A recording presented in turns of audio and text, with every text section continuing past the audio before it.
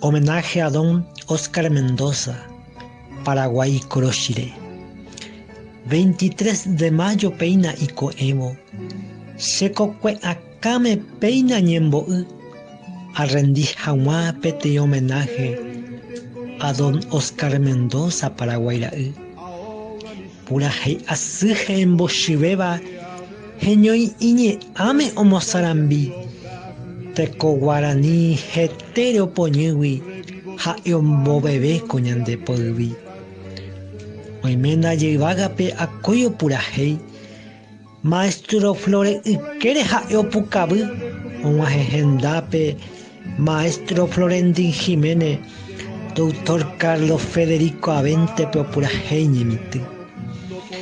Vyky cheñe'ẽ ndaikatumo'ãi amombe'upa ne rembiapoita. Don Oscar Mendoza ndejarepytáma Paraguay ra'y mombe'upyrã. Un homenaje a don Oscar Mendoza. Nelson Quintana, el poeta campesino. Noche de luna, noche de Asunción.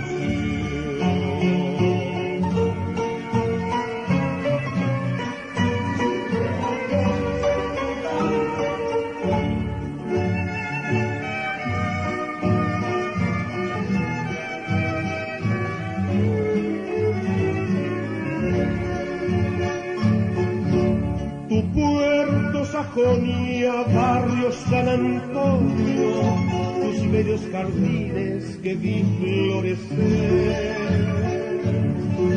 También a la orilla, saludando al río, esta chacarita vidilla de ayer.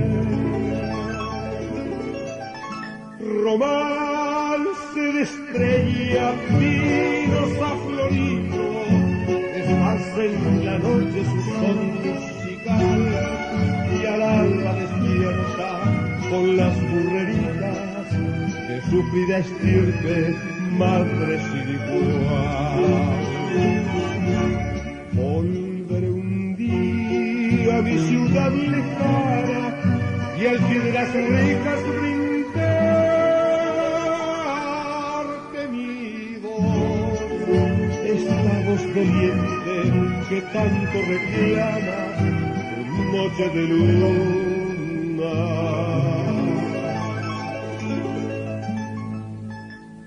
Noche de Asunción.